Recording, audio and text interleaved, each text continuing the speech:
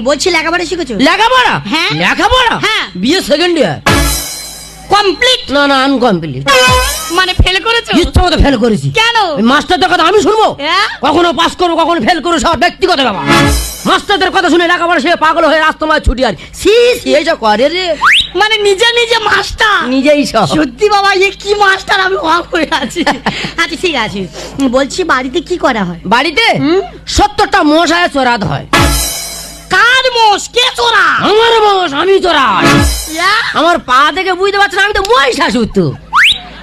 আমি কি বলি শোনো, এই শোনো, যাকে ভালোবাসি না হ্যাঁ। সে কি করলেও জানার দরকার না। নেই। আসল কথা কি বলো তো? কি বলো তো? যার মনে ভালো তার সব ভালো। গুড কথা। চুপ করো।